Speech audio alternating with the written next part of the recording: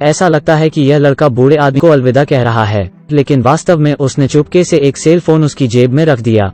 फिर उसने अपने दादाजी को एक संदेश भेज दिया, लेकिन अचानक उसे उसका उत्तर मिलता है और लड़का इस पर विश्वास नहीं कर सकता और वो तुरंत उसे देखता है। यह अक्षरों का एक अजीब तार है, उसमें कुछ लिखा है लेकिन लड़के को समझ नहीं आता। वो अपने पिता को खोजने के लिए नीचे की ओर दौड़ता है और उसे बताता है कि दादाजी मरे नहीं हैं, लेकिन पिताजी ने उसे बताया कि यह असंभव है क्योंकि अस्पताल में शव परीक्षा की गई थी और यह पुष्टि की गई थी कि दिल का दौरा पड़ने के बाद वो मर गए हैं और मरने से पहले उसे सेल फोन से टेक्स्ट मैसेज मिले होंगे। शायद यह सिर्फ एक नेटवर्क की गड़बड़ी है, इसलिए हंगामा मत करो। लेकिन उसके पिता की बातों ने उसे विचलित नहीं किया और वो जानना चाहता है कि क्या हो रहा है और क्या किसी ने फोन ले लिया है। और लड़का कब्रिस्तान में अकेला जाता है और दादाजी के नंबर पर कॉल करता है और फिर जमीन पर लेटकर ध्यान से सुनता है और जमीन से फोन की घंटी बजती है। इसका मतलब है कि फोन अभी भी ताबूत में है। लेकिन वास्तव में क्या हुआ है? और लड़के ने बहुत अधिक अनुमान लगाने की हिम्मत की और आराम से बैठकर सोचने लगा और सोचा कि शायद यह एक नेटवर्क विफलता है, लेकिन उसे उम्मीद नहीं थी कि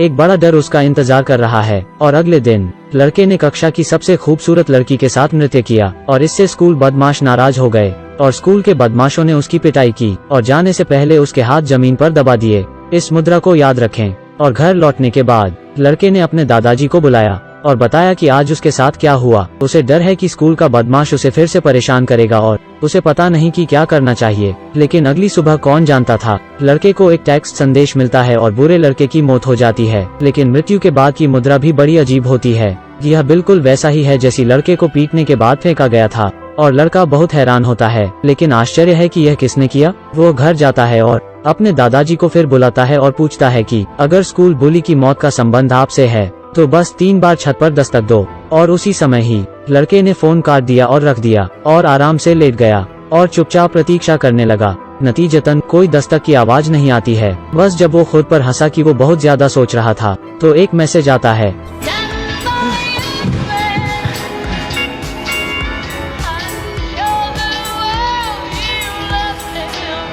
लेकिन वो संपर्क करने से बहुत डरता है और घंटी खत्म होने तक रुकता है। फिर ध्यान से फोन उठाता है और वो फोन देखता है, लेकिन कौन जानता था कि दादाजी ने एक और संदेश भेजा है। और लड़का फिर से चौंक जाता है और वो संदेशों की जांच करने के लिए जमीन पर लेट जाता है और एक और अजीब मैसेज आता है। लेकिन लड़का अब और नहीं सह सकता। वो एक फोन की दुकान में जाता है और एक नया फोन खरीदता है और उसकी जांच करता है और अपना नंबर भी बदलता है और पुराने फोन को फॉर्मेट करने के बाद इसे अपने स्टोरेज बॉक्स में रख देता है और इसे हमेशा के लिए दुनिया से दूर रखता है। और वो सोचा है कि अब सब ठीक हो जाएगा। और फिर अगले दिन वो खुशी खुशी विश्वविद्यालय जाता है और अच्छे से पढ़ने लगता है और वो धीरे धीरे फोन के बारे में भूल जाता है। और 5 साल में एक दिन उसके पापा का अचानक उसे फोन आता है और उसे एक बुरी खबर मिलती है कि उसके प्रिंसिपल की एक कार दुर्घटना हो गई है जिससे उनकी मौके पर ही मौत हो गई है और इस सप्ताह के अंत में उनका अंतिम संस्कार होगा। और लड़का जो जल्दी में वापस आया, उसने सोचा कि प्रिंसिपल के बेटे ने ही टीचर की हत्या की थी, जबकि प्रिंसिपल अपनी शक्ति का उपयोग करता है।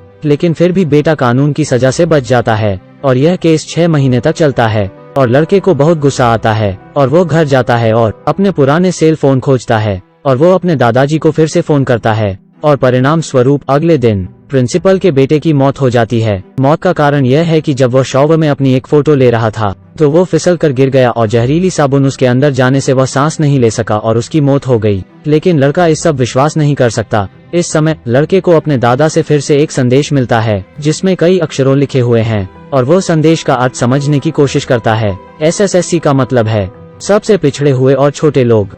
और लड़का उसका अर्थ समझ जाता है और कुछ सोचने लगता है और खुद से बात करता है और नदी की ओर देखता है। और फिर वो अपनी जेब से अपना पुराना फोन निकालता है और इसे पानी में फेंक देता है। ऐसी बहुत सी चीजें हैं जिनके बारे में वो अभी सुनिश्चित नहीं हो सकता, लेकिन एक बात है जिसके बारे में वह निश्चित है कि वो भी जरूर मर जाएगा जब उसकी समय सीमा समाप्त हो जाएगी।